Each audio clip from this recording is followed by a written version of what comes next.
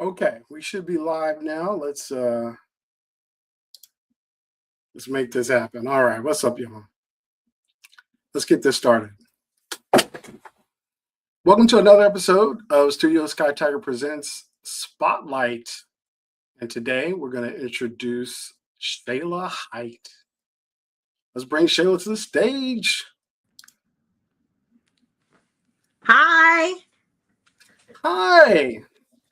This is a familiar face. I don't believe I've seen you before. Yes. That's right. Even though we have the same last name, I guess it That's should be right. no relation. Like we can do it like that. Yeah. As a matter of fact, I can't really hear you that well though. What's up with that? Okay, let's see. Microphone. How about this? That is much better. Let me do a thing real quick. Hold on a second. Yeah.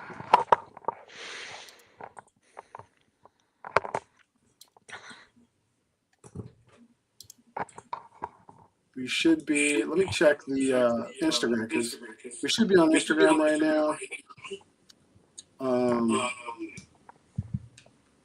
And if I can hear you, that means that there's an echo. You can hear me? Well, so I can hear myself on your end. Are you listening to it somewhere else? Are you listening to our? Oh yeah, so I can. Well, yeah, I'm Just turn listening down to the it to my. volume on it. Good. Okay. Yeah, no, this is actually being very, very good. What I'm trying to do is connect it to IG like it was supposed to in the beginning. But Okay. yeah, it should be good to go. All right. How about this? I'm gonna remove it and then I'm gonna add it. And then we can get that going. All right. Now this should be good to go.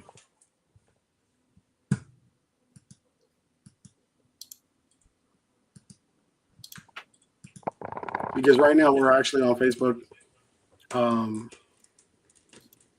So we're doing good on that and YouTube. But once I get this going, then we can start, bringing you in and telling people who you are, what you're about, especially during Black History Month. And I think the biggest thing going forward with Black History Month and Studio Skye-Tiger and stuff like that is really kind of showcasing who we have, especially people who aren't normally in the space of comics, So I think that's something we got going on here. Well, I don't know what's going on with you, not YouTube, Instagram, but let's get this going. Okay, so I'm just gonna let Instagram go. Sorry, y'all. Y'all gonna have to catch it on another situation right now. Or maybe it's already on Instagram and I don't know that. It might already be going because it's already linked up. So, because I'm looking at it now and I see somebody's already on it. So, okay, cool. Miss Shayla is what I like to call you. I see you got something in the corner, but we'll talk about that in a minute. So, the first thing I want to do is kind of introduce you to the guests that are going to be here right now, and say that Shayla and I, if you haven't guessed her last name, this is not my sister. This is my wife, Shayla Height. Although we act like brother and sister sometimes. Sometimes We do.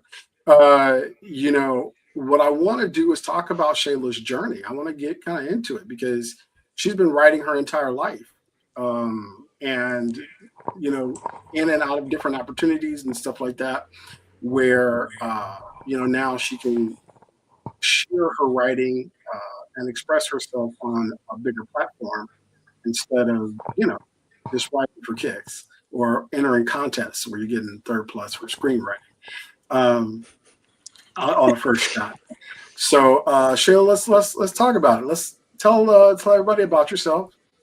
Your writing background, where you started, and really what led you to comics. Well, I'll start with my writing journey, which actually I want to say started in the fourth grade. My aunt Evelyn, shout out to Aunt Evelyn, bought me a journal and told me I could write whatever I wanted to in it. I could write my feelings or stories or whatever. And to this day, I still keep a journal, decades later.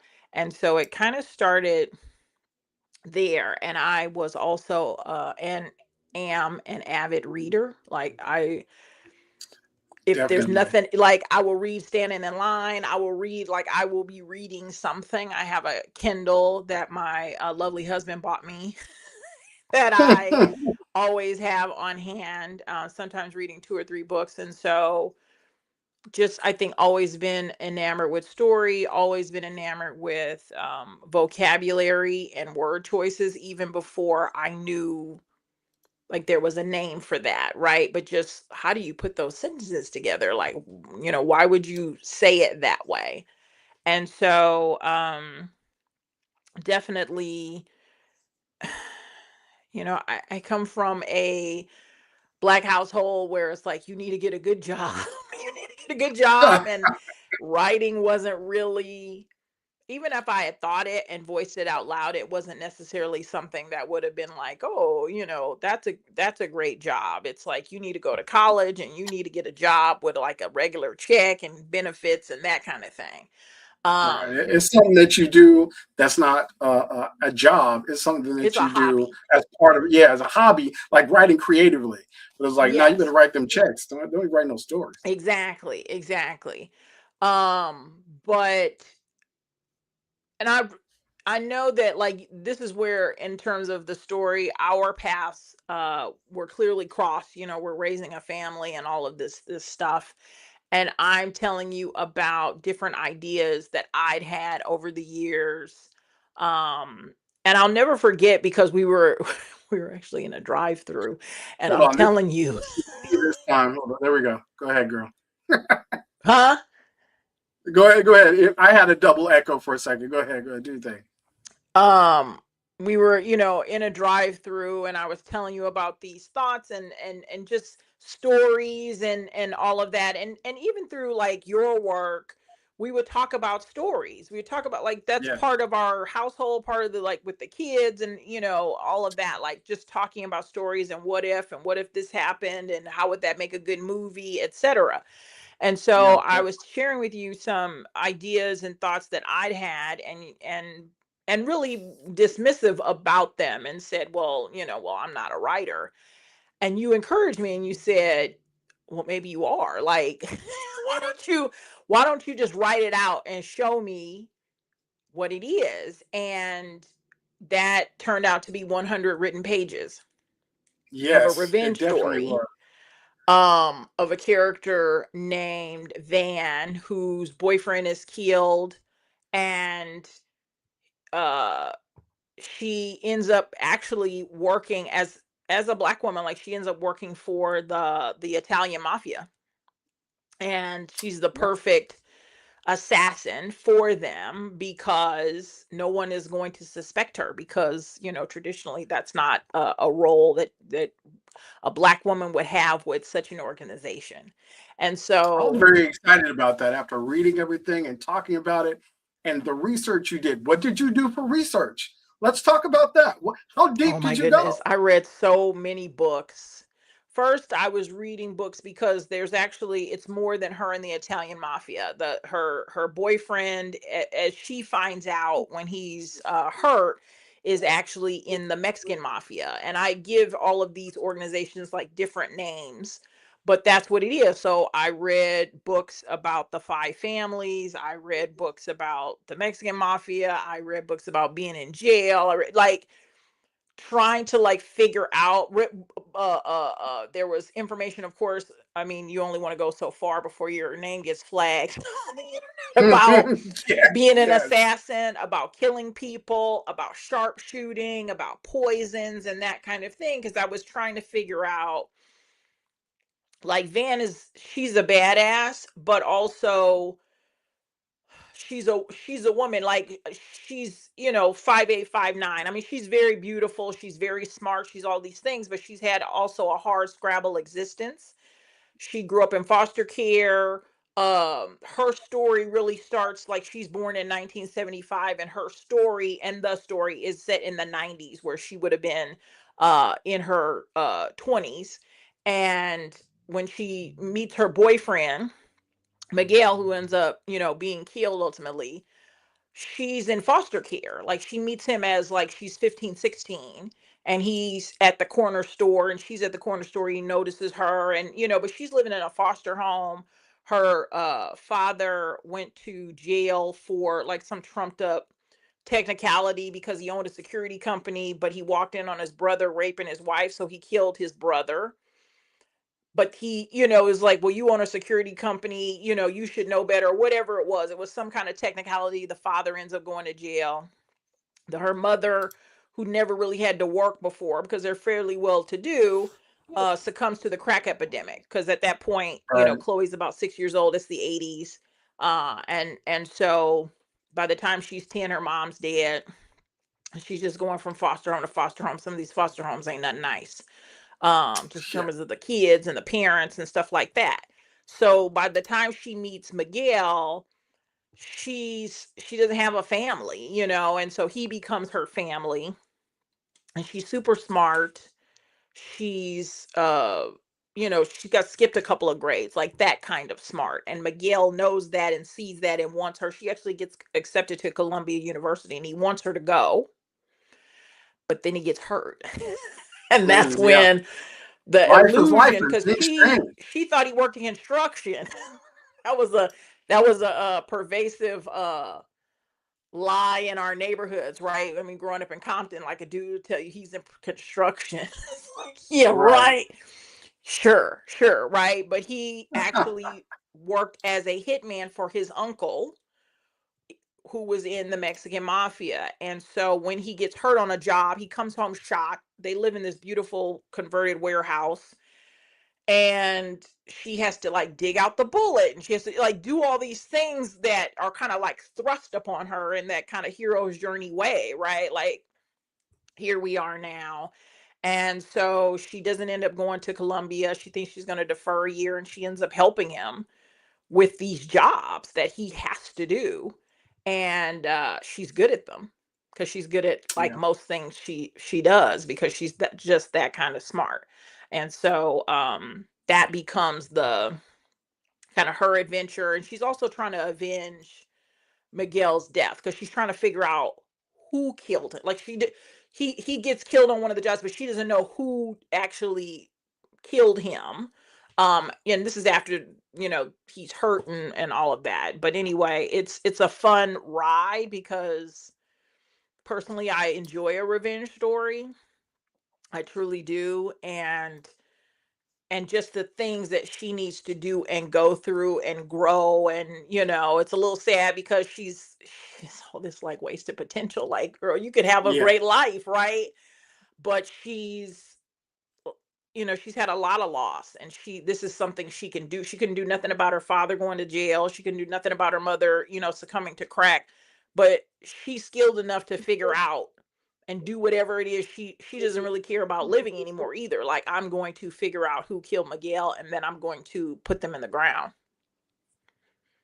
Oh, all right. So we got people starting to show up, which is excellent. Excellent. Um, what's up, AJ? On. So okay, so we saw, you saw me post a picture of Van, and we'll talk more about that in a second. Because after I read it, I'm drawing this character. This is years ago, and then after Van, what was the next thing that you ended up doing? Can you tell me about this. That is an animation called Palmdale Vicious. And it's called that because at the time we lived in Palmdale, California. And Mike, who is the guy in the orange jersey, is a DJ. His last name is Vicious. His real last name is Vicious. He's a radio DJ.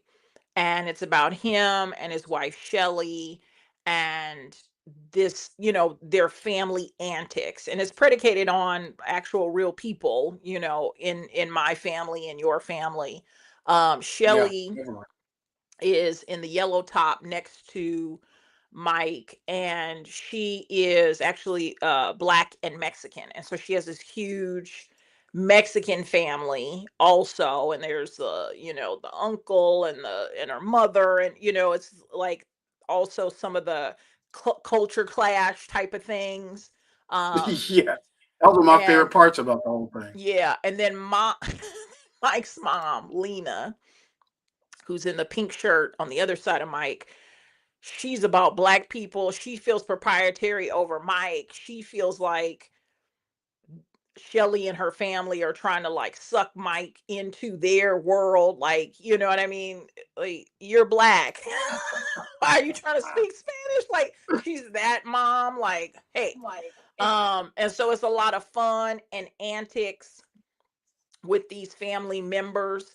They live close together. Like, if you think about anybody is familiar with Palmdale, California, or places like that where there's a lot of new housing, new developments. Well, they all bought houses, in the same place. Like, I can walk to people's, and that also provides a lot of comedy when people just come over because, I live the next block over, and so does my sister and my aunts and all these other people.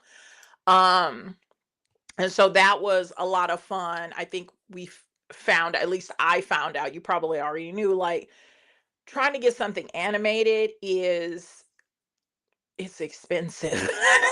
It is So it expensive. never got to the actual, and they have a lot of more technology today that might could help with that, but just in having conversations with different folks. Also want to give a shout out to uh Nate the Great, Nate Lovett, Yeah, because Nate. he did all of these characters, and it was based off of a greeting card. The shape, the characters, like the way that they look, it was based off of a greeting card that I found, and I just held on to it thinking this is gonna come in handy as a reference. And he took it Definitely. and Yeah. made, each of these characters so beautifully. And the way that I'm looking at them on the screen, babe, and it's like that would have been such a great and funny cartoon, with the It would right have been voices super and all that great. good stuff. I would love that.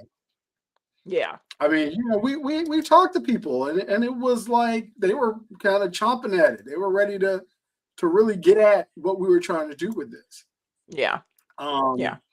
I mean, having the money to do it is one thing, and we were so close. Um, oh, look, you got a comment from Wanda. Wanda says, "Hey, niece and nephew." Um, Oh, I so, can't but yeah, see. like we were ready. We were ready. It was just the money part. The money part's always the problem, right? Like until Yeah. it's not a problem. Until it's not a Well, it problem was because like something you like feel like 10K for like 5 minutes or something. You know what I mean? It yeah, wasn't it even. was, and that was back then. That was like Yeah. so so yeah, that was really something. But so now Palmdale Visions gets put on the shelf, right? Because we're clearly not going to do it as animation. No.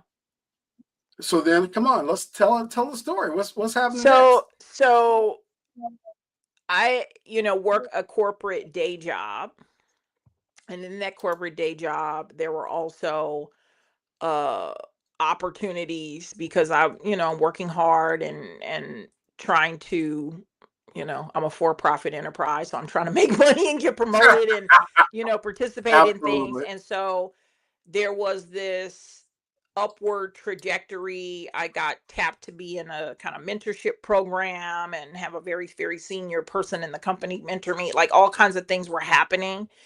And because we lived roughly 2 hours from, we lived in Palmdale, worked in downtown LA. I'm on the bus, 90 minutes each way. I'm waking up at 3:30, 3:45 to be on the bus so I can be in downtown LA at a certain point in time. I was being put on different projects, like all kinds of things were blowing up with that. And I felt like at a point, I need to make a choice. I need to make a choice as it relates to, am I going to pursue this because I'd leave my house at 3 a.m. ish, 4 a.m., wouldn't get back till 8 o'clock at night, Yeah, and spend my that was a weekend long. sleeping, right? Like I wasn't seeing anybody. I wasn't, and also, as the creative people know, if you're tired, then the character voices aren't speaking. If you're, it doesn't work. Like you can't really do what you want to do if you're tired, even. And then also trying to balance and feeling every day like I need to be writing.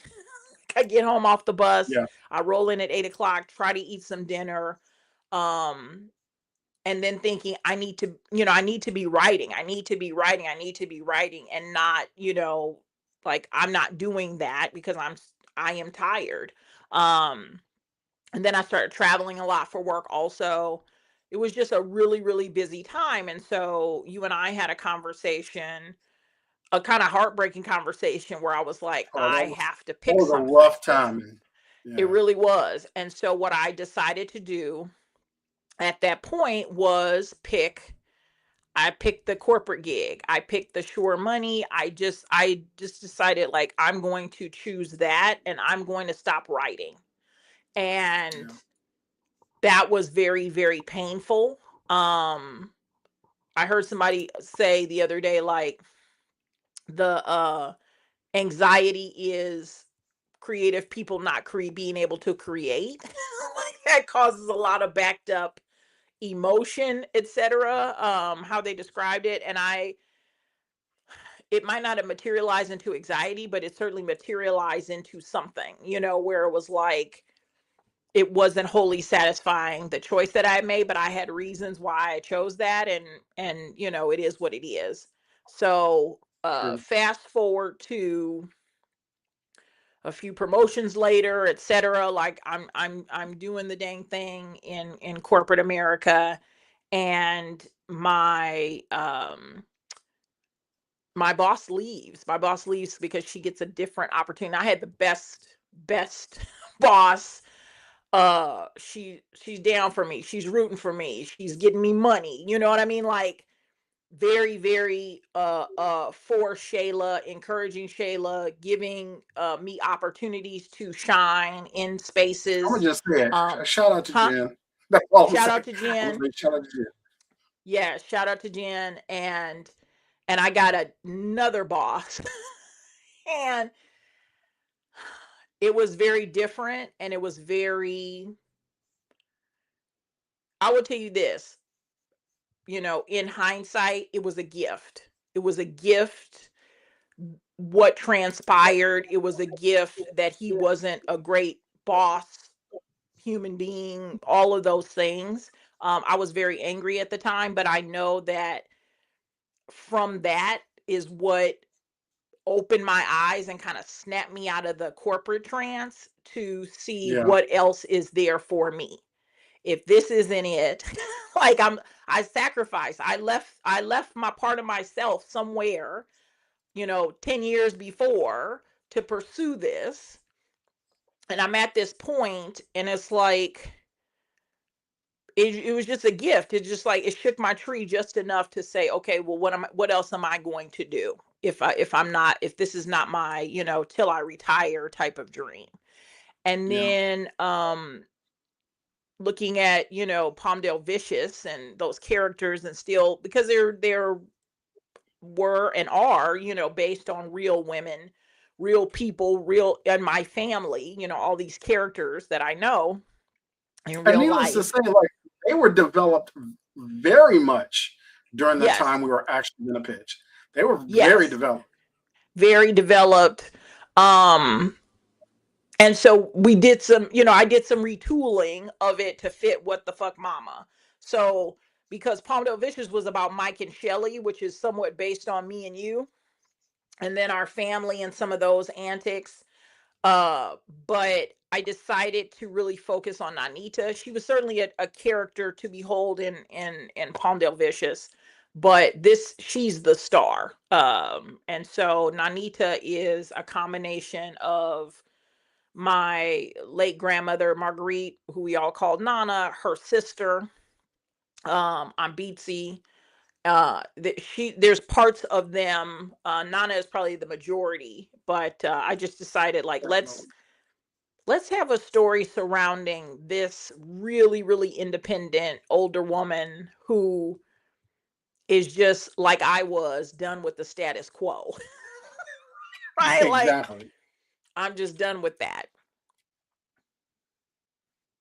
Well, I mean, let's talk about this then. So you transition with the corporate job, and then you know the spark of WTF Mama comes, and you're trying to figure out how you're going to develop all of this and what you're going to do next.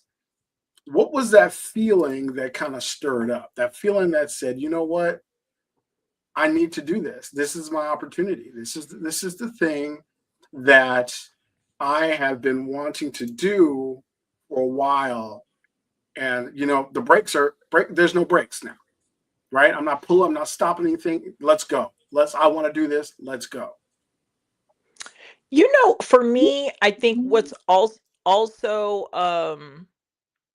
part of this time in Oh, wait, life. wait, wait. I also want to ask you, as a part of your answer, at that point, what did you think about comics themselves, and you as a Black woman being in comics? Did was that something that you necessarily saw them in?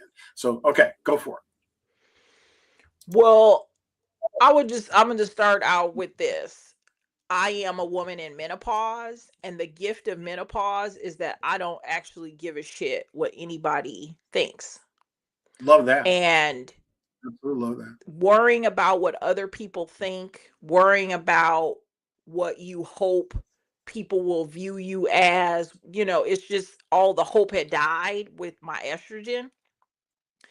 And so I'm just, it was like, it's very freeing. It's completely freeing. And so when in this next part, and just the stuff that was happening in the corporate gig, and making some different choices and thinking about it differently, and thinking about my identity, because a lot of my identity had been in this job, right? Like, and feeling like that gave me some satisfaction. There were parts where I could be, creative in the job.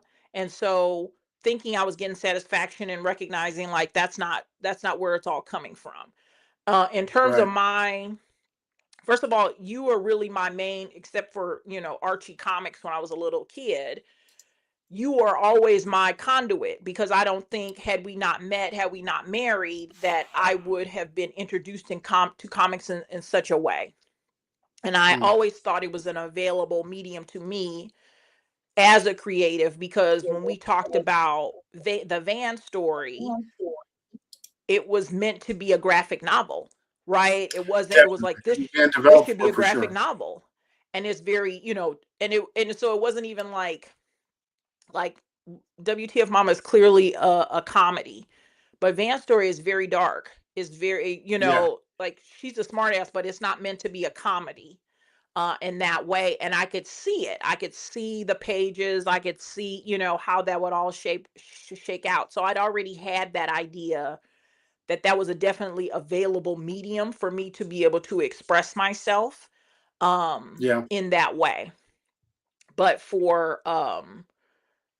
I think WTF Mama, like what I was going through, it being lighthearted and funny, and all these antics, and for folks that haven't read it, how it started, and what you have up is the very first issue, are these really little vignettes. They're little vignettes of basically true stories. True stories. And I thought, what a perfect way to introduce these characters like, when Ray and I were dating, and I introduced him to my grandmother, to Oh Nana, yeah.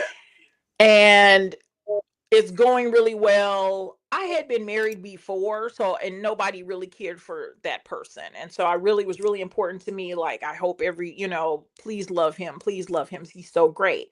And it's really going well. And Nana is clearly liking Ray and all this other kind of good stuff. And somehow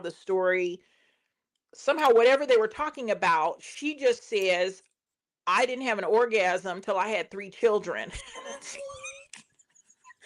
Why are you saying this? And I thought for sure that was the last day I was going to see Ray. Because Oh, I love Nana. I just loved her so much. I know, but you just met this lady, and it's like, what Eh, is this, right? And so that's how the WTF Mama books started. They started with the first 3 volumes are true stories of things that actually happened. Um, and it's just that was the spark, and that was the laugh, and that was such a nice way to think of. Most of these people have gone on to be with Jesus. Around anymore, so it was a great But they're way to here like bring because them they're back. living in your stories, which I love. They're really living in your stories, Yeah. you know? And it's like their soul, is embodying all these characters. Yes. And it's fun to share them with other people. Obviously, as we sell books at conventions, it's even more fun to have other people tell me their WTF Mama style stories about an aunt or a grandmother or their mother who just won't, like, says what's on their mind. And you're like, please don't. Please don't say that. Please don't stop that. Oh, she's gonna say it. Oh, she's gonna do it, right? And really connecting Yeah, with people as here it they're comes. telling me their stories. And these are people with all from all different walks of life. The Jewish grandma, the Italian grandma, the Filipino grandma. You know what I mean? I've heard every story, feels like, from all walks of life. And that's been fun. Definitely. So give us the meat. Like, tell us more. What is WTF Mama about? Like, really give us, if you were doing your elevator pitch, what is this story and why should we be reading it? Who does it appeal to? Well, it is about, like, Nanita's the star, and it is kind of Golden Girls meets the Boondocks. It is, she's a feisty 85-year-old who, like, she's raised a family. She's raised a family. Her grandchildren are grown. She doesn't yet have any great grandchildren, and she is widowed, and she's been widowed a number of years.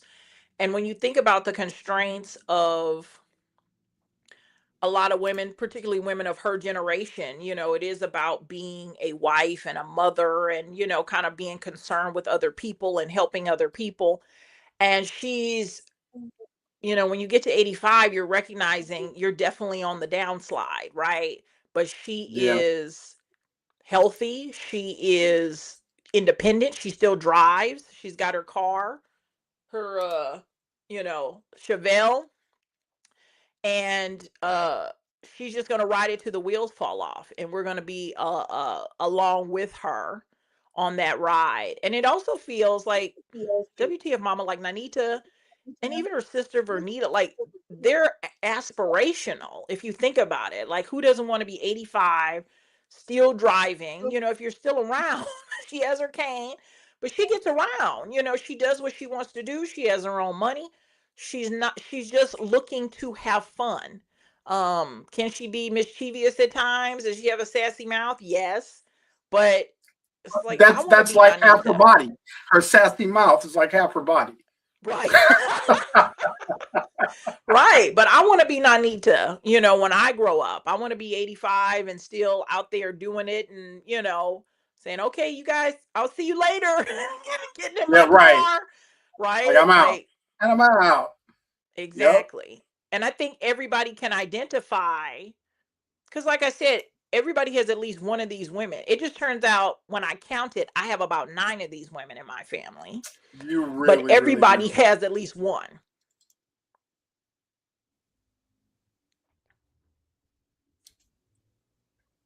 So tell us about the first, what's on stage right now is the first actual full comic format, because the other ones was more, like you said, vignettes, more comic strips. Tell us about this. Tell us about our true first taste of the cast of, WTF Mama, like what's happening here, and tell us about this journey with this particular story and where you're going. Well, this particular story, this was actually the story we created for the Kickstarter, and it's super cool because it has 4 backers in terms of their likenesses in the book, and it also has a few backers we used their names also in the book. But this is them in a beauty pageant. Like, what would I need to do? she's they live in a city called Daisy Beach, and Daisy Beach has a senior pageant. And so Nanita decides, because she just want to have fun. Like, she decides to enter the pageant alongside her sister. And Nanita has an arch nemesis we get introduced to here. We really get introduced to Vernita also in this. Yes, as you can see, it just gives really, like, this is their personality. So Vernita with the pink hair and the boob out, she's wild. She's super wild. And she's People actually who based picked up off the my Aunt book, Laverne. they love her. They love her. And who is she like coded after again? Say that again. She's coded after my Aunt Laverne. And I'm gonna tell a quick side story because that's also one of the comics about when Ray first met Aunt Laverne. So again, Ray and I are dating, and it's at the point where you start meeting people. My grandmother, her sister, Aunt Beatsy, and Aunt Laverne, they're all from Oklahoma, and they had these social clubs, the Oklahoma Club. They were actually more than one here in Southern California, and they socialize and raise money for scholarships. So they say, oh, we're having a dance or we're having something, and you pay a fee, and then they use the money, the proceeds, to fund scholarships for students. And so we come to one, and Aunt Laverne decides that I guess she liked you. And I'm Yeah. introducing Ray to Aunt Laverne. She had already met Nana. My mother was there, and we're sitting at like a picnic table bench, inside of a venue. And Ray is next to me, and Aunt Laverne is next to him, and my grandmother's next to me. So it's like the 4 of us. And at a point in the evening, first of all, when I introduced Ray to Aunt Laverne, like I said, I had been married before. So Aunt Laverne just Oh yeah. starts, I Love mean, this excuse me, part. she starts cock blocking from the get. She's like, weren't you here last time with your husband? What? Why do you need to? Why are you bringing that up, old lady? Like, do you know what I'm saying? It's at a point you're like, is she being senile or is she being serious? Oh, she So was I serious as didn't a heart attack, appreciate man. that.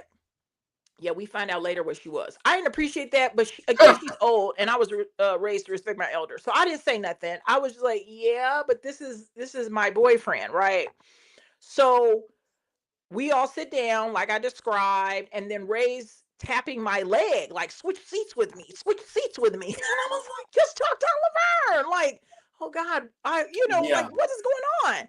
Then Laverne's talking to me, y'all. Like she's in yes, my ear. Aunt Laverne said, you need to leave these young girls alone. You need to take me Definitely. home. You know what I'm saying? Aunt Laverne's trying to mack on my man. And she's like She was 75, 80 serious. years old. And she's trying to make a move on my man that I just introduced her to. What the? What is this? This is a true story, which we end up using for WTF Mama. So I came up with a character, Vernita. Like, Vernita is wild. Vernita is, even, I know that story was wild about Aunt Laverne. She's even wilder, but yeah, that's how we put it in there. God arrest her soul. But yeah, She Aunt was a Laverne was lovely wild. woman. She definitely went after what you wanted. And again, let's address the room. First of all, everybody who's here, make sure you like and subscribe. Got to put that in. Let's get those numbers up.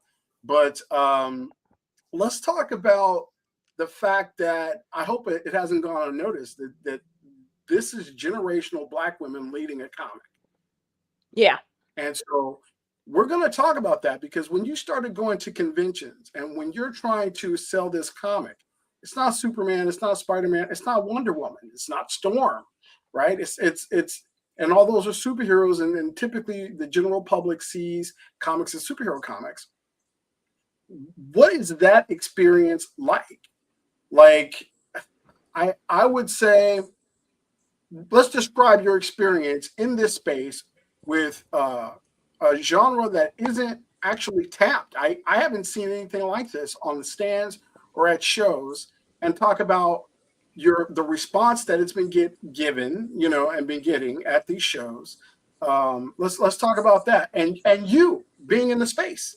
Yeah. What does it mean for you to be a Black woman in this space at comic book conventions selling this book? Well, I would say that my corporate career, more than I realized, actually prepared me for this, because I was usually like maybe the only Black woman or one of a few, Black people in some of the spaces from that perspective, like being a little more, I don't know, like unique in whatever the space. And so you're absolutely right. Like, this book is unique, and I love every single Black woman that I meet that is creating and writing and drawing and all of that stuff. But it's not like there is a glut of us at conventions. You know what I mean? That is so true. And so being in that space, I reveled in the fact that it was unique. I mean, I call Nanita, she's the baddest grandma in comics, and I don't feel like that's a fudge. I don't feel like that's an Yeah. exaggeration. Like, there are grandmas in other people's they're not necessarily, they're not the star. It's not a Black woman, an older Black woman as the star of a comic book. And Just, so I'm telling y'all, Nanita ain't Aunt May. Okay, so let's no, get that straight. no, Nanita is not Aunt May. And so having, the experience of selling, I think at first people are just like, the novelty of it, like especially like, you created for me a great eye-catching banner.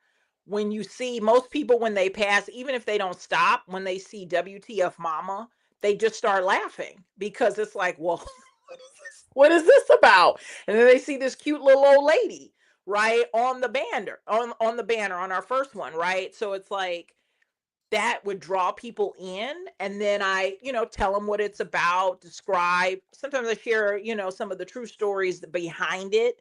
And then again, like, it makes people share their own stories that people want to see more, kind of thing. And it is really, like, I have found for many conventions, it being well received. It might not be for everybody, because everybody doesn't really like there's sex jokes in here, and the title, there's profanity in it, kind of thing. Yeah, And it's so interesting, because a lot of times, like, little kids will come because they look so cute. little And I'm kids like, love it. this They're is not always for drawn to it, this is and, not and, for and little you're kids. like, no.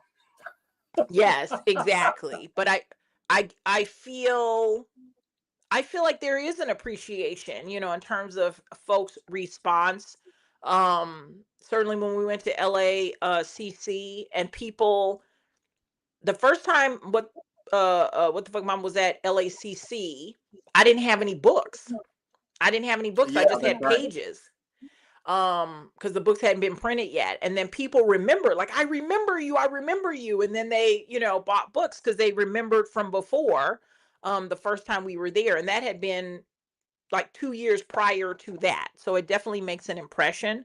Um, and it's a great conversation starter. Like the It title and definitely is. Nanita and the way she looks. Yeah. It stops people in their tracks, and they just come over. Yeah. So it is. As you can see, it is the first actual book that Studio Skye-Tiger Comics published. So it has that moniker. It's got that, locked Yes. in. It is our first book as a publisher. Very proud of this book. And so at this point, there are four or three, really, yeah, there's four smaller ones, but that led up to this large, the prequel, which is over 108 pages. Now, when we've been at shows, one of the beautiful things about this is go ahead and say your pitch when you're at this show and people see the three prequels plus Miss Daisy Beach, and then they see the big mama, 100 Yeah. plus. What is your pitch and what happens? Well, I let them know that inside this book is all the stories, the four stories of Miss Daisy Beach and the first three stories. But then what's also in there are all of the, what the fuck that mean, which is all the little phrases that the ladies say. It's all of those extra ancillary stories which we had never published before, including when Vernita's trying to Mac on my man, Mac on Mike. And it's like you get so much, in this book. It's more than, because if let's say the four books are 80 pages, you get 28 more pages of laughs and comedy and funny stuff with it. So it's really like, this is the deal. This is the deal where you would get much more for basically the same price, or really cheaper, because Cheaper. the other four books will be, let's say, $40, and we're selling this one for $35 at conventions. Exactly. And I would say 9 times out of 10, they choose the $35 book. Our books, not to our own heart, but our books are very high quality. We make it worth your while. We know that, when people pick it up and they're laughing and they don't even leave the table, they just, they're laughing and they're sharing stories and that community, because it's one of those things where, everybody has that, let's call it irreverent aunt or mom or whatever it is. And people, so many people, that one guy who told you his entire story, it was kind of funny. I think we were at Rose City. That was pretty great. And I mentioned this before, but Paul of Black Comic Lords, shout out to Black Comic Lords, absolutely loves WTF Mama. We have other people that really, really dig it. And so that's one of the things that I really enjoy about what we're doing with this. And for Studio Skye-Tiger Comics, we have something for everybody. We have adult humor comics that people just love, and you fall in love with these characters because there's love in them when they are produced and created. So, a lot of love. We a lot of love. What would you say to any Black woman who approaches you, who wants to get into this comic space and really want to share their voice and their talent in this community? Like, what kind of advice would you give them? To start, my advice would be to start. I think a lot of times there is a inordinate amount of overthinking and an inordinate amount of like perfectionism, perhaps, or the thinking, well, because, and you're ready to kind of tell yourself, well, I don't know how to do this, I don't know how to do that, I don't know how to do that. And so making you just decide, well, I don't know, I can't do this, or blah blah blah. But the cool thing about the internet is that it makes for a smaller world where you could find people. Let's say you're a writer and you're looking for an artist. There are definitely forums where you can find someone to help you. You could teach yourself how to draw. You could do like a number of things. And it's like, just don't talk yourself out of it. Just don't talk yourself out of it. Like, just start. Because, and you and I know we have these conversations and have had a number of conversations over the years about that. Like, you put the finished product, or you put whatever it is, whatever you're trying to do, on such a pedestal, like this, it just can't be done, or there is such a wide gap, like a Grand Canyon size gap between where you are right Yeah. now and where you wish to go. But the only way you're going to bridge the chasm is if you just start walking, right? You keep thinking like, oh, I'm trying to get to the other side, but you just keep standing there thinking about it when you could be making steps. And that's the thing about it, like momentum starts. So you start writing or you start doing what it is you do, and then it just like the energy of it, the energy, the motion, you put stuff into emotion. You also, and this is, my belief, like you're letting God know you're serious about it. So then God helps people show up. The universe helps people show up for you. You Yeah. discover things. It doesn't work. You go back to the drawing board, like just these different things, but it's all this forward motion and learning. Um, but you have to start. Like this life isn't life is mental, but you have to put stuff out into, like, you have to produce. You can't say, let Yeah. me show you Produce. this comic I got inside my mind. Let me touch your forehead and I'm gonna put it in. Like, that's not how it works. It has to come from inside your mind, from out, your heart. Exactly. And let me show you what I'm doing. Um, and that's another way, like, to have dialogue, because we've had people come up to us at conventions with finished comics, like they decided to Oh yeah, publish it and definitely. do it, and now we're having a conversation, which is a lot different feeling and a lot different conversation than somebody telling you that they've been thinking about, they've always wanted to make a comic. Like, that's a completely different vibe than somebody who's pulling out of their backpack their 2 or 3 finished comics. Jamal Anansi and Marcus Newsom. Okay, Jamal came to me and you. You remember that? Jamal came to me and you like, a couple. It's a little longer than a couple years now, I think. But Yeah. he was one of those people that were like, I got this idea and all this kind of stuff. And he sounded serious, but we heard people who sounded serious. And the next time we saw him, it was more progress. And then he sent me pages that he paid an artist. He was doing all these things and he had this, and I told him he took every bit of advice I gave him, and this dude hasn't stopped since. And Yep. clearly, like I said, and he ended up now being part of us. Yes. Right? Like, this is what happens if you put the work in. This is what happens. Things happen because you're doing it. Things are aligned because he was focused on his work, right? And then all of these things, people are watching you and they don't even know. Like, they have plans for the stuff that you're doing and everything else. But as long as you focus on your goals and what you're doing and all that, the rest Yep. is just going to come. It's going to come. Yes. Exactly. Exactly. And so the other part of it, if you find yourself stopping and starting or talking yourself out of it, what you might need to do is have a little chit chat, or as one of these influencers say, pay the lady, i.e., therapy. Like, figure out why you Right. keep stopping yourself. Why are you sabotaging yourself? Why are you procrastinating? I think that life is so fucking short.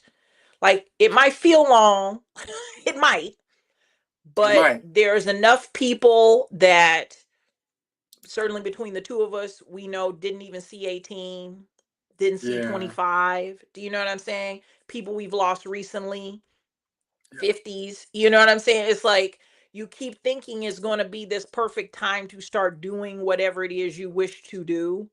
And there isn't actually one. It's like it's the perfect time when you decide you're just going to start doing. And even if your circumstances don't lend itself to you being able to do whatever it is full time, or I've got an inheritance, just focus solely on this. But it's this question that comes up, and I think of it too because I'm still working my day job. It's like, if someone were to watch you without the sound on, what would they think is important to you? Yes. I love that. Right? Like, because people talk, talk, talk, talk, All And the then time. when they're saying they want to do Yeah. it, but then they gonna play video games. They don't, I Right. just don't have time. Right. They say, you see what I'm saying? Or I'm spending my time watching, binge watching Netflix. That when those are hours you could actually spend pursuing whatever it is you want. And so you have to ask yourself, either you don't, so don't want it bad enough, you're scared it's actually going to work and you can't handle success, or whatever that may be. It could be a million things. But if you really want to move, you got to ask yourself, like, because this is the most important relationship you have, is with yourself.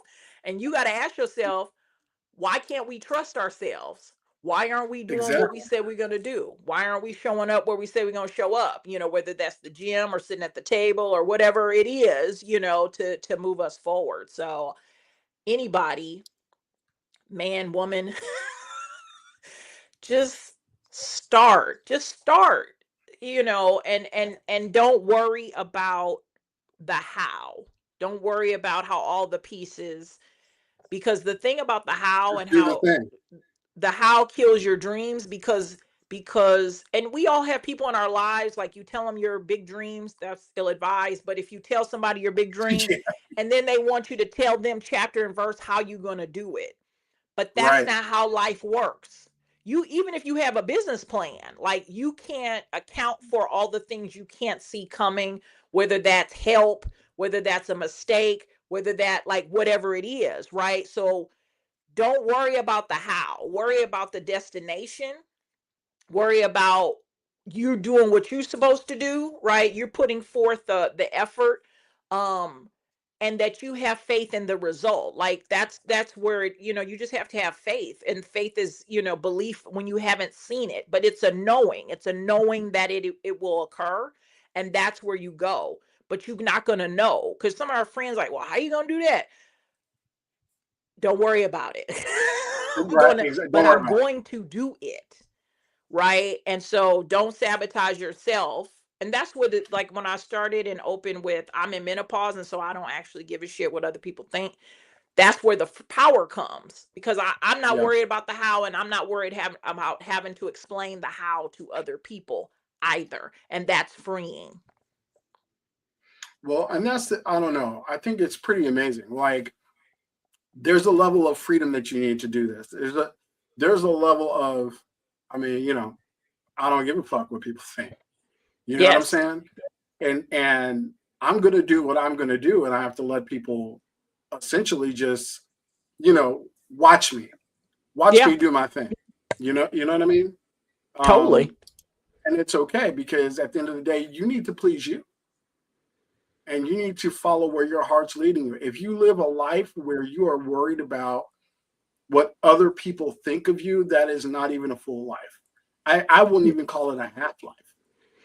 No. You're And living for other people. yes. And what I recognize for me in this journey is that I was worried about people's opinions of me. I don't even want your life. Like, I don't even like your life, and I'm worried about what you think about me. Right? Yeah. Like, let's get it together here, right? And so it the other funny thing is, trying to please people, to be honest, most people don't know what they want either. Like, they trying to give you advice, and and this is all for safety. Even when our parents, who could be well meaning, and they start, doing curb stomping our dreams, it's all out of an abundance of caution. It's all Yeah. safety. I want you to be safe. I want you to get a safe job. I want you to, and when you're also in this container, I want you to be respectable. You know what I'm saying? As an element of safety. Not that it means anything right now, but you know what I'm saying? Like, don't be looking like you're not straight and narrow, and I have a good job, and I'm a good citizen, and you know what I'm saying, I'm a good one of them good clean ones. You know what I'm saying? Because that's what all that's about. It's about safety. But your comfort zone becomes a jail, and your brain, it's also interested in keeping you safe, because it's trying to keep this vessel alive. But sometimes, like, Definitely. our brains relate that to, like, mortal danger, like the loss of our social standing, and people, this reputation we have, or whatever, this identity. which also creates these other, schisms like procrastinating and avoiding and, not actually living your life. But when you think about a lot of people, most people who have tried to stop me from my dreams haven't not pursued theirs. Anyone I know Exactly. who's like doing what they want to do, they're like living life and successful, they are encouraging other people who are not, who are clinging to, the status quo, usually have, well, how are you going to do that? Well, that ain't going to work. Well, cousin so and so tried that, that didn't work. Right. Right. Why No, am I that's a here? major point, because the people who are out there living their dreams actively, they're doing it, and the people who have done it, they're the most encouraging. Yeah, They're like, "Oh yeah, you got this." Like, I didn't have nothing. I lived in my car. I was all these different things, and they yeah, are talking to you, uh, actively living their dreams and pursuing it. And I'm going to tell you, like, I know certain people who, you know how they get to a point where, like, oh, I've made it. They made it and then they stop doing it. No, the people I'm talking about, some of them are worth millions of dollars, and all they think about is doing this job that they wanted to do when they were broke. yeah, They exactly. get up every day and they do that. And so that's the pursuit. And I'm very interested in your thoughts on, you are now deep. Like, you and I have had full on comic book conversations. And when we met, that wasn't your bag, and now it is. And I would like to know, you coming from corporate, you know, being growing up in Compton, young black girl, what has the comic book space given you that you hadn't gotten in either of those other places?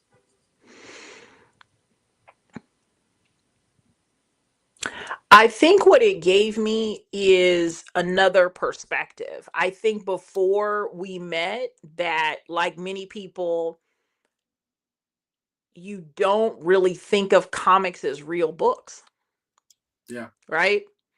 Because I'm a novel reader, fiction novel, nonfiction, whatever it is, like I will read it. And I think before you and I met and you introduced me to this like literal universe and universes, right? Um, Look at you and in the what it multiverse. revealed to me was I love stories. So it doesn't matter. Like I love when people tell me a story, right? This adventure I had on the way, getting to your house, girl, it was a trip. And then I'm engrossed in this story. I'm engrossed in the story of a movie, the story of a poem, um, the story of an animation. And Oh God, comics yeah. are stories. And I think it You and Justice just, League. oh my God, how many times have I You watched Justice League so many damn times, love it and so your much? conversations with Dwayne, God rest his soul, that those are always great. I think he Yes. actually really helped you really kind of suck yourself into this world too, I love the because Justice League, Justice you League met, Unlimited. okay, Justice League. you met somebody who many new creators right now, they only know him from his work and the way people talk about him. You had an opportunity not to just meet him, but to really talk to him. And y'all was chopping it up for like an hour, man. Like, it was, Yes, it was, and so that's the part. It's like and I'm talking Dwayne McDuffie, just so people are clear who I'm talking about. it's the beauty of not knowing a thing. I think that's what I have gotten out of a love of comics. I think when you become an adult, like when you're a kid, that's why babies and little kids are so funny and fun. Because remember when the kids were little and our two kids, Anthony and Lauren, who are 10 months apart. So we had the stair step, the boy does, turns an age first, then the girl. And so we're watching them and everything is like, wow, look at this. Look at a ladybug. Look, a flower. Yeah, Look at this. And when you become an everything's adult, wonderful. and it's wonder, the wonder of it. And when you become an adult, for many of us, the learning has stopped. Not that people Yeah, don't read or whatever, but you almost feel foolish, like, oh wow, look at that sunset. Oh wow, look at it's like it's a sunset. You've seen a lot of if you're not with the right crowd, right? And right. so wonder. your wonder ratio gets real low than from when you were like, 3 or 4 or 5 or 6 or whatever younger. But in this world, I have had so much wonder. I have had like, wow. And you have been such a really like patient and excellent tour guide in this world. Like I can ask as many questions as I want. I can, and you'll explain. Like I remember when we first started going like the Avenger movies, and you're explaining how the Oh yeah. characters are related as it relates to the actual comics. Like in the movie, this is how it's playing out, but in the real books, they don't do that, or it would be something else. And just to help expand my brain. So then having this conversation, and I always love cartoons. Always Yeah. love animations, but the way it's written, like it's an adult show. I know like kids are watching, but you know what I mean? It's so smart and the character development and the arc. And I love a romance. Yes, you do. Are they You gonna know that? kiss or Like what? Yep, that that's was you. right. Are they And gonna it's kiss or what? and exactly, are they gonna kiss or what? Like, and they actually do kiss. So, They I was definitely do kiss. satisfied. But just like, but it's in this animated container. And it's like, it's a lesson. Like, if you don't start, like, you to give things a chance. It's like when I read All You Need Is Kill, right? Oh That, yes, that's right. and I just love the story. I just loved it. And would I have been introduced to this Japanese book? Maybe not. Maybe not. But I feel like a lot of stuff that I am aware of and am open to is a benefit of our relationship, and just being introduced to this whole world and being captivated, by characters and by stories and all of that. And it's really a lesson. Like there is more. What did Kevin Smith tell old boy in Dogma? What you don't know about me could just about fit in the Grand Canyon, like that. Yeah. What you don't know about Yes. things could just about fit in the Grand Canyon. So give yourself a Yeah. chance to be open and like it. And it's not like I've loved every comic book that I have read, but I have loved a lot of them. Right, So a lot of them, let's and talk and about they're that. here, What are in some my of your favorites office. that you've read so far? Huh? What are some of your favorites? You've read quite a few. I mean, what's some of your favorites? Well, recent favorite is Dwellings. Oh, Dwelling, so good. So good. Yeah, the I love It's this so good. book. Ah. It is And I so use that as a good. teaching tool, which you know. Yes, it is so good. Um, um, Here's some of my other favorites because You used to you really like The Losers. I love the losers. I love the losers. I love shout out to Walker, David Walker. This is amazing. And David Walker is a very good friend of ours. So we're big fans and we're big friends. Huge fans. I was trying to see what. Oh yes, my girl Crystal. Yes. Yes, this amazing. Like I'm waiting for. I believe I have 1 and 2. So yes, like Crystal, there are a they lot. just did an interview on shout out to Fair Square, Crystal and Fabrice. Um, they just did an interview Black Comic Lords. Yep, got a twofer, Yes. got them both. They're working on the next one, I mean, and speaking of Fair Square, I'm pressuring you, Fabrice, but we talked about what we're trying to do here, and so let's segue. What's your future in comics? I mean, we talked about WTF Mama. What's your future in comics? Because we've talked about Noir's a New Black with Fabrice, and I mean, this is something that we're discussing. Yeah. Well, And my thing is, go ahead. To put Van's story in Noir is the New Black as a short story. So what, at the beginning of our conversation, just talking about this character, talking about this amazing revenge story. And for those of you just joining, Van becomes ultimately Please a share contract the killer. screen if you guys got it, by the way, if you can. Huh? I'm telling the folks to share the podcast, share the stream if they can. Would Yeah. love that. Much appreciated. We're trying to grow the channel, get as much exposure to everyone on the Studio Skye-Tiger team, our books, and really just what we're saying here. This movement, we're in a movement right now.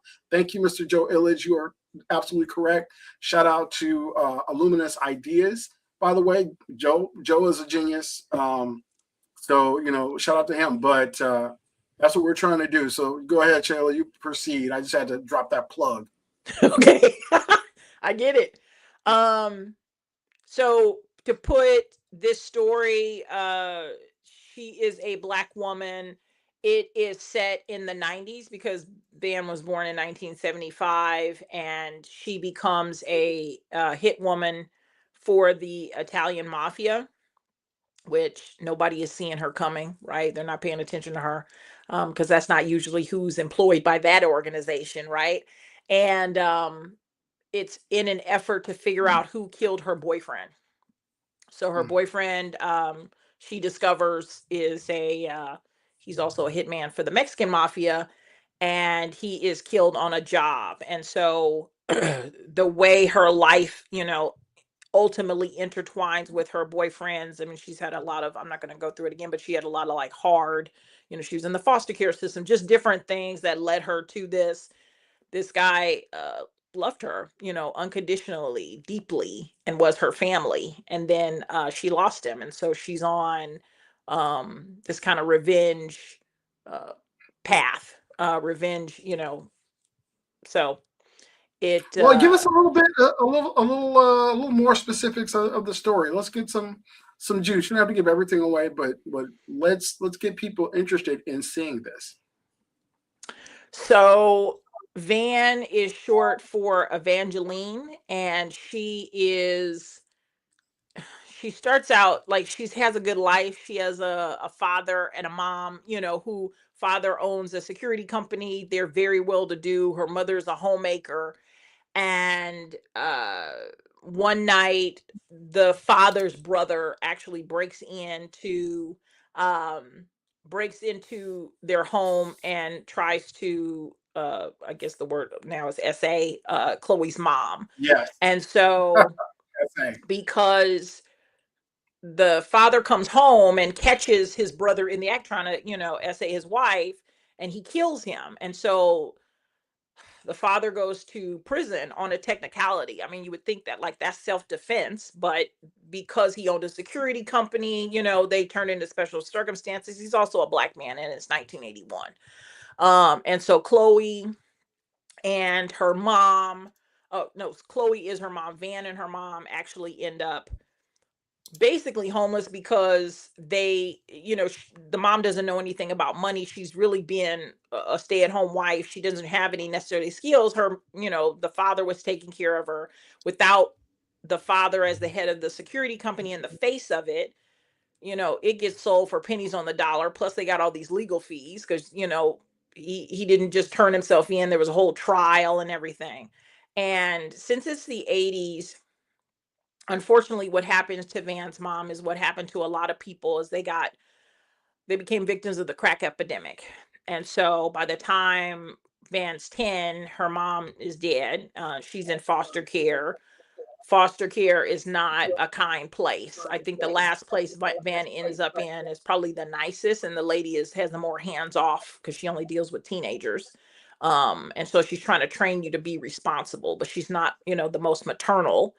But she also is Definitely giving you not. a roof and food and all this other good stuff. But in some of the other homes, Van is treated quite poorly by the kids in there, whether they are not feeding them or a boy tries to assault Van, different things. She actually does.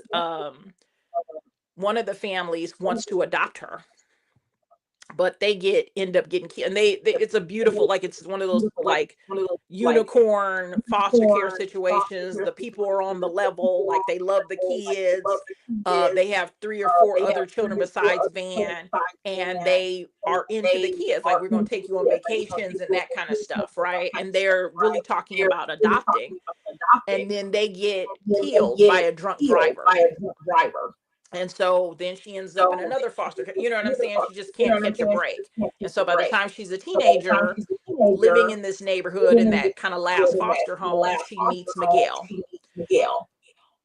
And, she's hesitant, all the things. She's got all the walls up, and he, breaks through. And they, this is her first love. And Van is super smart, like 2 grades ahead, kind of super smart, been skipped twice, even in the foster home, even in the situation. Oh, this echoes. Is everybody getting echoes? I can't personally hear an echo at all, but I wonder if everybody's getting echoes. Let's see.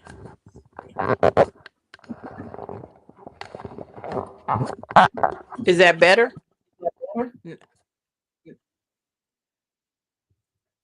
Yeah, usually echoes mean that there's a.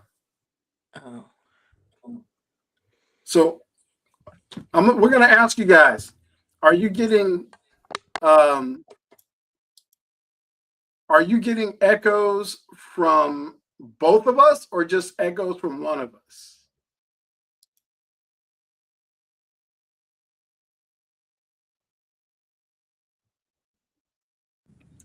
Okay, is this better?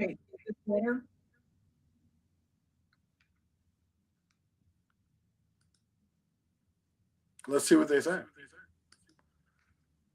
Oh, we're just getting echoes from Shayla.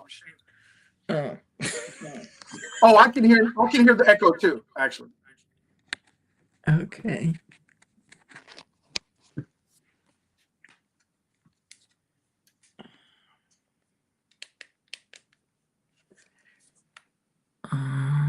Let's see. Okay, what about now?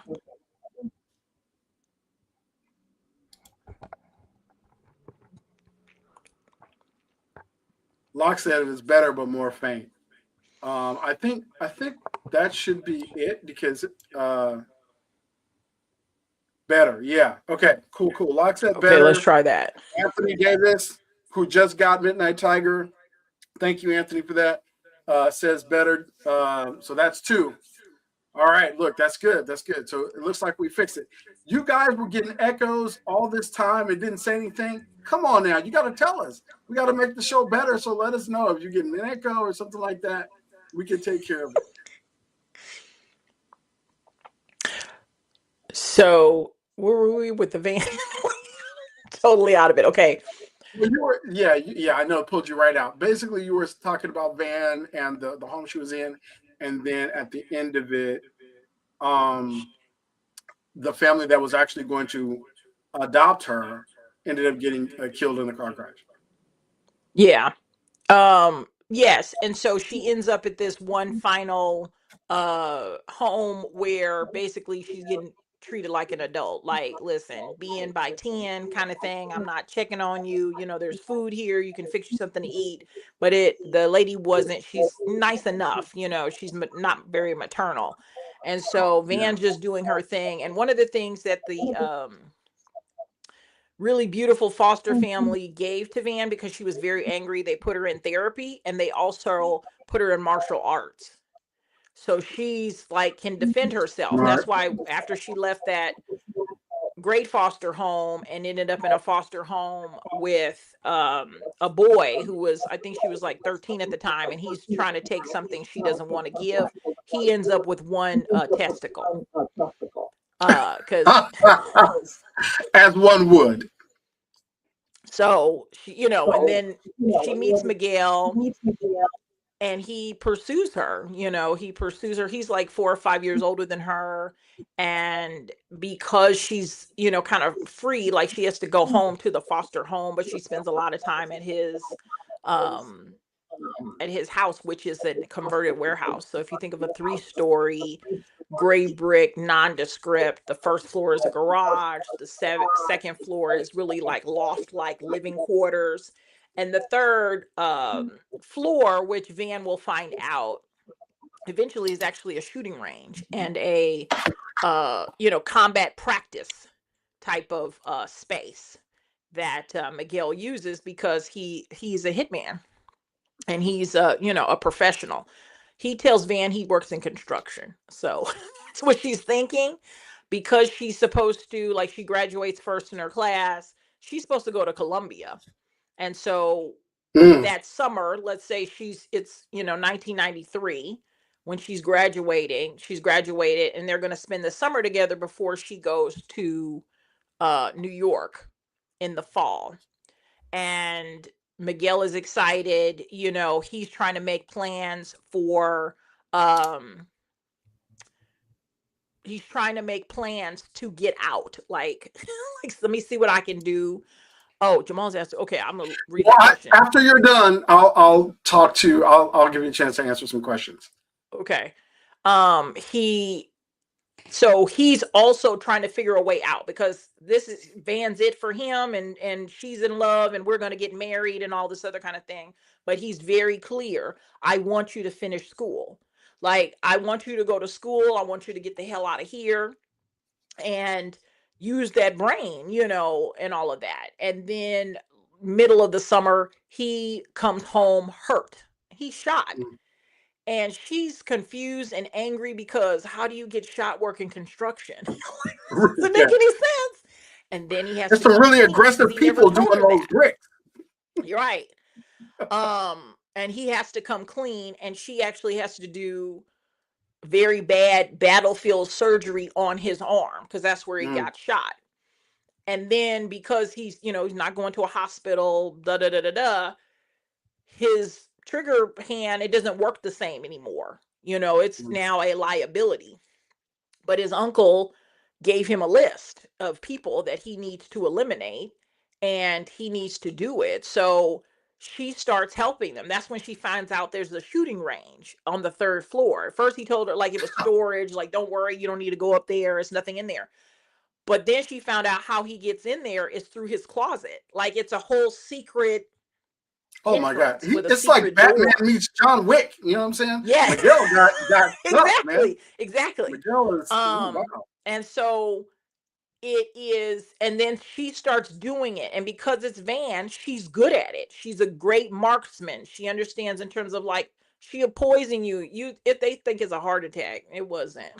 It was her. Like, she becomes that good, and then they're working together to, like, make it through what he needs to do.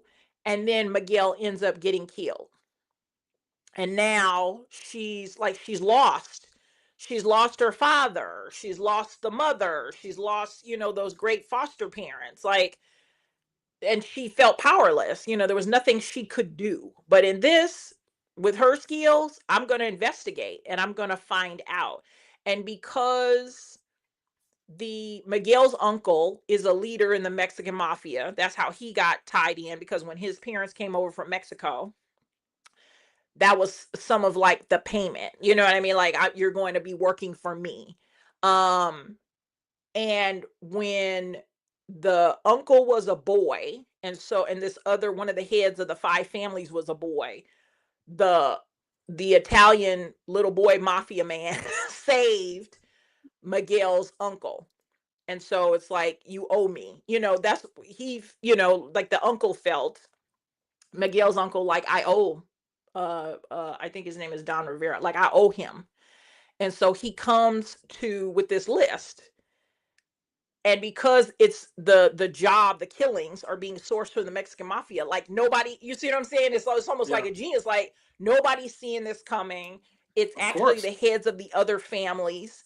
This one head is trying to change the fabric of the rest of the 5 families by assassinating its leaders, because he knows who's going to come next. He's manipulating this whole thing, but he's looking like he's just as worried, because who's attacking us? Because you can't kill. This is me researching and reading about all these books. No hit on a Don, it has to be sanctioned by the rest of the families. Like, that can't be like, I just went rogue. So Right. now they're all feeling like, oh, somebody's coming after us, but it's one of them orchestrating. So that's happening. But in the meantime, Van is agreed to keep going because now the uncle knows she's doing it Mm. and was doing it with Miguel. And so she just, keeps going. And it's over a period of time. It's over a period of a couple years to figure out like who killed Miguel. Because I'm not Right. going to stop. Like I'm not going to stop. Well, I But think there's we're going to other stop things right going there. on with the family too. Yeah, we're going to stop right there because that's what I wanted to get. I wanted you to give this really, really great thing, the landscape of the story, why we should get invested, everything else. So here is Jamal's question. Where do you get your story arc with the foster home? Like, I love that. Lots of kids I met juvenile hall and prison where kids were trapped in the system in foster homes and group homes. So let's answer that question. So I can now I see what they're saying about the echo because I can hear myself. I put up my headphones to kind of stop my own echo. So now that my echo is gone because you can't hear from my speaker anymore. If you have headphones, you might want to switch. I could hear you because you're behind me in our house. No, But I can hear you. I can hear an echo of myself talking to you. Okay. This has happened to me on interviews before, and I have to remember, dude, you got to put on your headphones so that Okay, the let's see. words aren't reverberating. So Let's see. earlier, you guys, my apologies, my bad. I forgot to put on my headphones, so you wouldn't get the echo from me. Now it's all Shayla's problem. Let's get it. I put my headphones on. All right. Oh, Does that sound better? You sound great. Super clear. Okay. So now you can answer Jamal's question. Go for it. So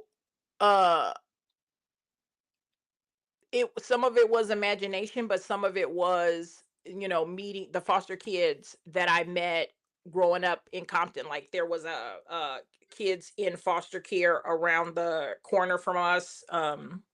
Shout out to Rosecrans and Central, like where we were growing up.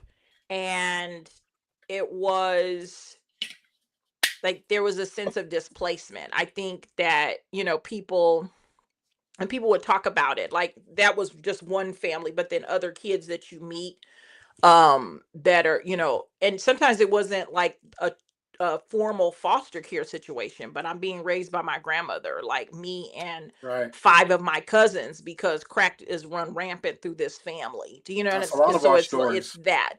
And it's and so just thinking and being in that space, like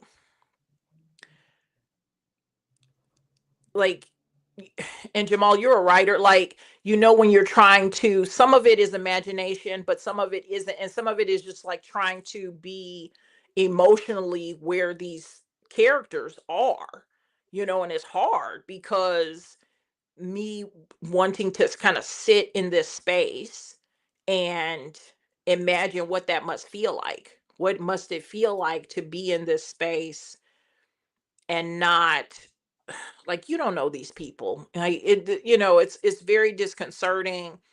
You miss your parents, like Van missed your mother. Like, what the hell? You know what I mean? And I'm with these people. These people, they're clearly getting money from the system, but they won't feed us, kind of thing. Us and the other kids here. The kids are like turning on each other. It's kind of like Lord of the Flies in this house. Like, and Yep. so it was really trying to dig deep using some of the knowledge of that. But that's, I think, like what you said, like lots of kids I met in juvenile hall and prison were kids trapped in the system because people are spread thin. There's not enough social workers, and I don't know what the qualifications are. Like I was thinking this in the 80s. I don't know what the qualifications are to be a foster parent, but it needs to be higher. You know what I'm saying? Because it just felt like they let anybody do that, and you're getting a check, but you're not, there's no regulation in terms of if you're doing right with the check and spending it on the kids, and it's just kind of like feeling like you're being just tossed around, and you're sleeping in this bed tonight, but tomorrow you could be in somebody else's house, be for one reason or another. It's jacked up, quite frankly. And so trying to channel that for my girl, because this is also informing who she is. Like, this is part of, I think, even why she can do what she can do, because not because she's a sociopath, it's because she's had to survive. Like, this is what I have to do to survive. When she starts killing with Miguel, this is what I have to do to basically keep my family, because this Yeah, man is he's the only family I got left. So if this is what we got to do, then this is what we got to do.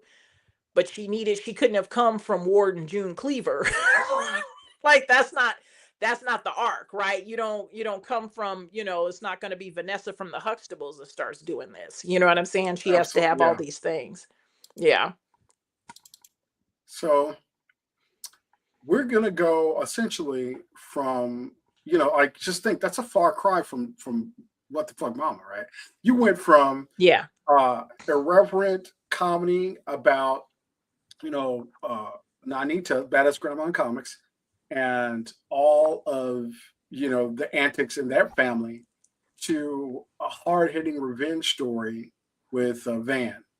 Like that, Yeah. that's pretty great. That shows your ability to flex on both genres.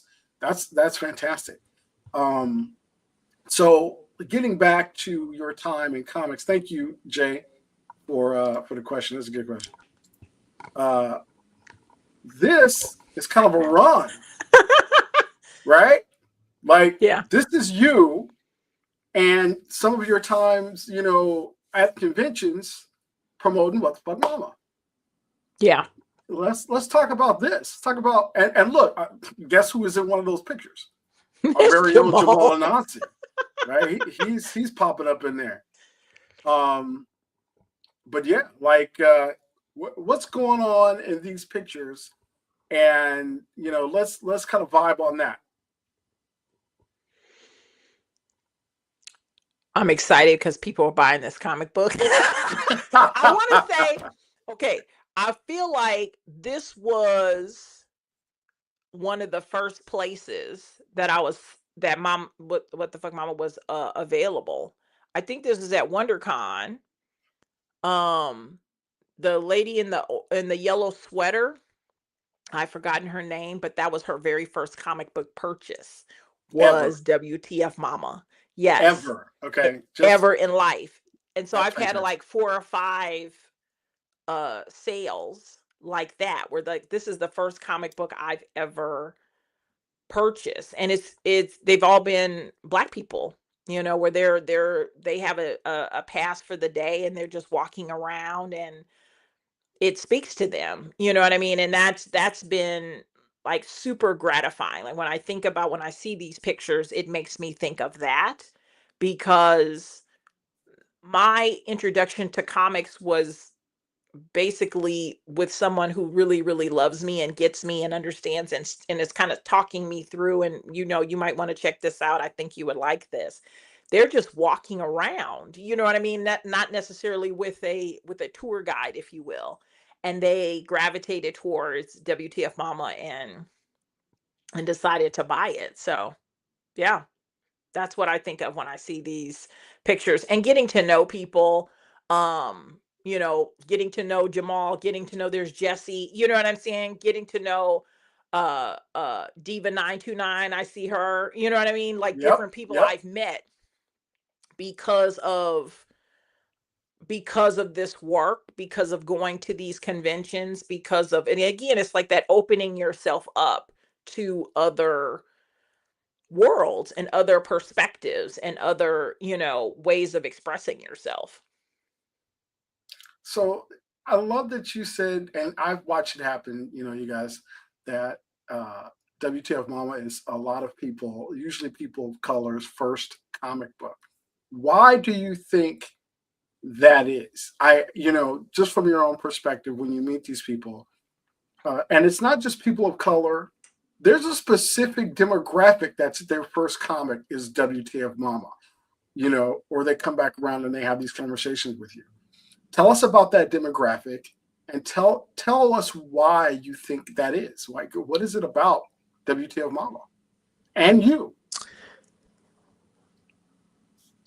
I think that they know these people. I think they know these people, and maybe they don't call their person Nana or Nanita, but it's Big Mama or it's Auntie so and so. Or, when you recognize these women and seeing them immortalized in a comic book, it's thrilling, right? Because it feels like being Yeah, seen.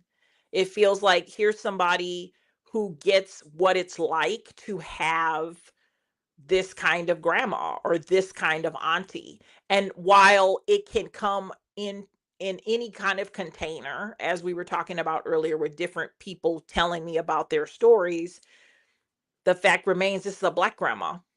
yeah. It's a There black you go. grandma. It's black aunties, and some of their outlandishness, and there's an element to these women. I know that, like, a lot of the conversations is like, this is embarrassing. This person's embarrassing me. But it Yes, also is an element of don't give a fuck, which is yeah, so beguiling, right? Like, old people are like that. They don't actually care. And I see now as I'm, keep living, how that comes to be. But you right. don't, like, I'm just being myself. Laverne wasn't worried about hurting my feelings when she was hitting on you. She just doing her, right? Nana wasn't worried when she told you about her first orgasm. She was She not wasn't even worried. apologetic. She No, didn't even like, oh, excuse me, No, it was no. just, she just put that on out there. And we just kept talking, after the Yeah, shock had worn off. You know what I'm saying? And so it's also like, these women, holy yeah. moly. They're, and so many people have told me, Jamal included, like, my mom, my grandma, my stepmom, loves this book, because who doesn't like to see themselves in a comic book? Saying everybody, who would love that? There we go. There we go. Like, people need to see themselves. Yep. Yeah. And that's who you wrote this for. I mean, you wrote it for you and you created this for you, but it just resonates with so many people. And I'm very curious, like, where do you see what's next for Nanita and her family? And where do you see the comic going? What's the future of What the Fuck Mama for, really, let's say, the next 12 months to 2 years? What are we trying to do here? What is Shayla trying to do in comics for the next year or two? Is really put out more books. So Yeah. we have the next set of stories already written. We are in the process of really looking for an artist to help us bring that to life, because the next story is Nanita blows up her house. And she's on an adventure. She's an independent lady. She does not want to live with her children.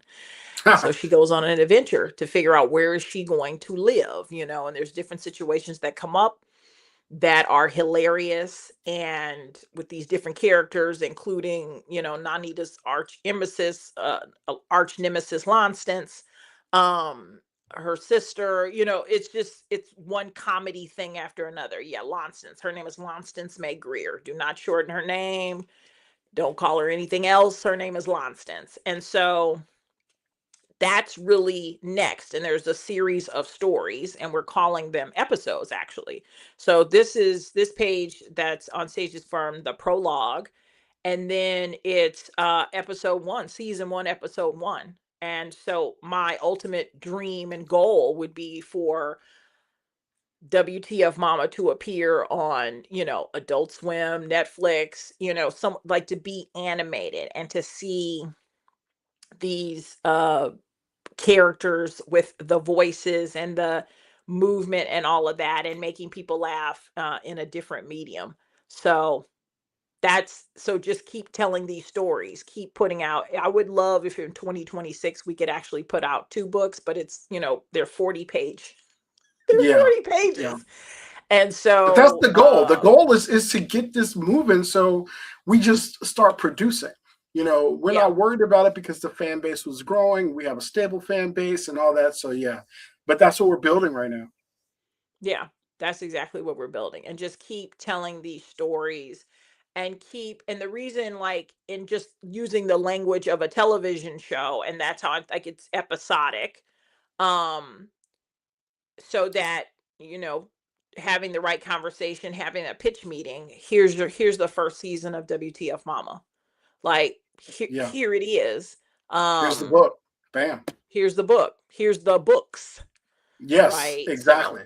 Here's your next 3 to 5 seasons, depending on how the writer's room deals with that. And going forward, there's definitely something that I want to mention as we're reaching the 1 hour and 40-minute mark. Goes by fast. Oh my. Yeah, I'm telling you, it goes by fast. Oh my. So with the exposure and the things that we're doing, we are 2 people from Compton. And together with Jamal Anansi and Marcus D. Newsom, that's 4 people from Compton. Yes. And there's a lot of talent in that way. And that's why I think we're gonna drop this little bomb, this little news that Studio Skye-Tiger Comics, in collaboration with the Compton 125 Historical Society, are planning a Compton Comic Expo. We're planning the Compton Expo. We're looking at August, and really we would like to see who would be interested in joining us, not just as attendees, but tabling with us here in the city of Compton in the great county of Los Angeles. And we're looking for sponsors right now. It's early in the planning, but I think with so much talent in and around the Los Angeles area, especially coming from Compton, and people who can't get out to San Diego Comic-Con or Emerald City, Comic-Con, or these big shows, and as expensive as some of our local shows can get, we definitely would like to have people help us who want to jump in as sponsors. Do you love comics? You coming from Compton? Are you from the hub city? LA, Watts, whatever, and you have an interest in comics or creators or telling stories or animation, any of that, come look us up. Come check us out. Get in contact with us. Get in contact with the Compton 125 Historical Society. Get in contact with Compton High School. The principal told me personally that he's very interested in a Compton Comic Expo. That's what we're calling it.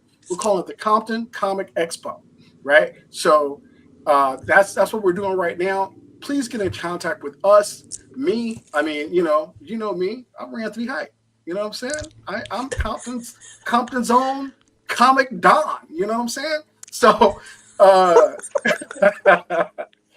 just put it out there. Reach out to us. Marcus D. Newsom is our community guy at Studio Skye-Tiger Comics. If you know Marcus Newsom, talk to Marcus Newsom. If you know Jamal Anansi, he's out there. He's doing our wonderful videos. Again, we just released Sincere American Nightmare, which is doing extremely well. Head up the Comic Den. Shout out to Joseph Woods at the Comic Den. We got WTF Mama. We're new. We're new as a publisher, but I've been in here in the comics industry for a long time. And I try to conduct myself as a face that people know and trust. I love comics to my core. My wife can attest to that. And that's what we're trying to do. We're trying to bring comics to kids like us so we can tell stories and we can give them a place where they can see themselves, and feel comfortable in that. Compton Comic Expo, we're working on it, and we're bringing it to you. Just reach out to us if you want to take part in it, sponsor it, talk about it, whatever. But, this is what we're bringing you guys. So, Shayla, any last words, or do we have any more questions we want to talk about? As a matter of fact, let's see what we got here. We got We got Jamal. That's right. Compton Comics Expo. I love the way you put that. I think that's what we're going to do. Jamal Anansi is on that committee with us, you know. Yes. Let's bring all the folks. You know what I'm saying? This is what we're trying to do. Yes, I am Compton's Master Roshi. Okay. That's exactly who I am. Thank you, Lot. Appreciate you. You know, just know that. I mean, come on now. All of my big wig super luminary friends that I have, and we chop it up and I go to the conventions and we do all this stuff. Come out. Support your boy. You know what I mean? I will support you. Support your boys. Support my people. You know? I mean, that's really what's up, y'all. I think on that note, you know, we're gonna call this tonight. We're gonna call episode 3 of Studio Spotlight with Shayla Height. Shayla, do you have any parting words for us going forward? I just want to thank you for having me. I was really honored to be asked. And so appreciate you giving me, time on the podcast. And I would just say to anybody listening who's still like contemplating or trying to figure it out, like just move forward. Just move forward and see what happens. Don't let